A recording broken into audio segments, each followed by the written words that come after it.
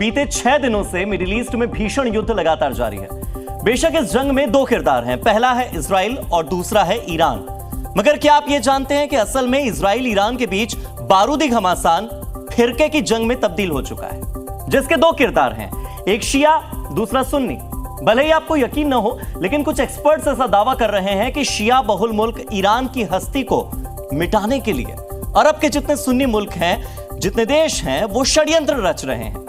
तभी तो Iran Israel की जंग में अब तक पाकिस्तान समेत तमाम मुस्लिम मुल्क खुलकर खमेनेई के साथ खड़े नहीं हैं। और ऐसे में सवाल यह है कि आखिर मुस्लिम वर्ल्ड की फिरका परस्ती का मकसद है क्या और इसका अंजाम क्या होगा? देखिए रिपोर्ट।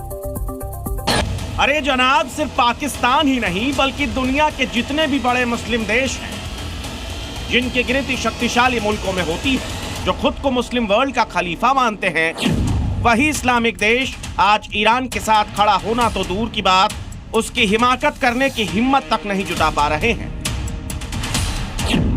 ऐसे में सवाल बड़ा ये है कि क्या मुस्लिम वर्ल्ड इजराइल की ताकत से खौफजदा है? क्या जंग में ट्रंप की एंट्री से मुस्लिम देशों में डर फैला है? आखिर मुस्लिम उम्मा ईरान का साथ क्यों नहीं दे रहे हैं? क्यों पाकिस्तान ने भी ईरान से किनारा कर लिया? बीते 6 दिनों में मिडिल ईस्ट में जो जंग छिड़ी, भले ही उसमें दो किरदार दिखाई दे रहे हो, पहला ईरान, दूसरा इजराइल, मगर यकीन मानिए पर्दे के पीछे इस बारूदी संघर्ष में भी दो बड़े किरदार एक्टिव हैं, और वो शिया और सुन्नी, जिनके बीच दशकों पुरानी फिरके की जंग छिड़ चुकी है। मिडिल ईस्ट के बैटलफील्ड में सिर्फ इजराइल ईरान नहीं, बल्कि शिया सुन्नी के बीच भी कांटे की टक्कर है। तभी तो एक इस्लामिक देश होते हुए भी ईरान आज जंग में अकेला खड़ा है।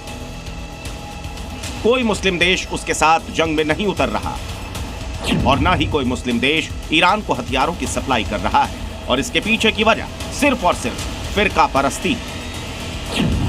बता दें कि इस्लाम धर्म में करीब 72 फिरके हैं। उसमें से दो बड़े फिरके शिया और सुन्नी हैं। जहां ईरान एक शिया बहुल मुल्क है, तो वहीं पाकिस्तान और सऊदी अरब सुन्नी मुल्क है। तुर्की, कतर और यूएई भी सुन्नी बहुल देश है। मतलब यह कि ईरान का शिया मुल्क होना आज उसके लिए सबसे बड़ा गुनाह साबित हो रहा है, क्योंकि फिरका परस्ती के चलते तमाम सुन्नी बहुल इस्लामिक देश ईरान को अलग थलग छोड़ चुके हैं। मदद करना तो दूर की बात, सऊदी अरब और जॉर्डन जैसे देश तो खुलेआम जंग में इजराइल की मदद कर रहे हैं। इस पाकिस्तानी यूट्यूबर का दावा बिल्कुल सही है, क्योंकि असल में अब जंग शिया वर्सेस सुन्नी के बीच तब्दील हो चुकी है। ऐसे में ईरान लाख कोशिशें कर ले, पाकिस्तान, सऊदी या फिर मिडिल ईस्ट के देशों से मदद की गुहार लगा ले, मगर फिरका परस्ती में डूबे इस्लामिक देश, जिनका ताल्लुक सुन्नी समुदाय से है, वो शिया बहुल मुल्क ईरान की मदद नहीं करेंगे। ऐसे में आप भी सोच रहे होंगे कि आखिर इस्लाम के इन दो बड़े फिरकों में किस बात को लेकर तनातनी है? आखिर शिया और सुन्नी क्यों एक दूसरे के खिलाफ खड़े हो गए हैं?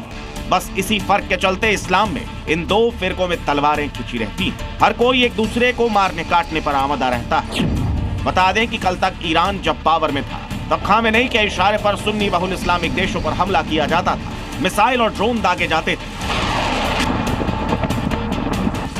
सऊदी अरब पर यमन के हुती लड़ाके हमला करते थे, सऊदी के ऑयल डिपो पर ईरान मिसाइलें दागता था, पाकिस्तान पर ईरान ने मिसाइलों से अटैक किया। लिहाजा आज जैसे ही सुन्नी बहुल इस्लामिक देशों को मौका मिला है, हर किसी ने ईरान को जंग में अकेला छोड़ दिया है। और आपको ये भी बता दें कि मुस्लिम देशों में भी ईरान से अदावत सिर्फ फिरका परस्ती को लेकर नहीं, बल्कि इजराइल के पीछे मजबूती के साथ जो सुपर पावर खड़ा है, वो ईरान क्या बल्कि पूरे मुस्लिम वर्ल्ड को उखाड़ कर फेंक सकता है।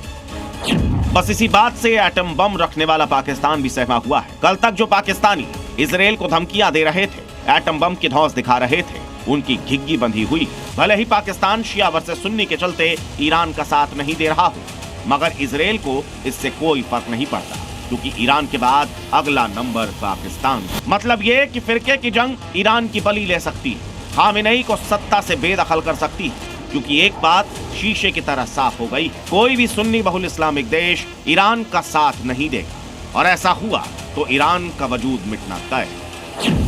ब्यूरो रिपोर्ट, जी मीडिया।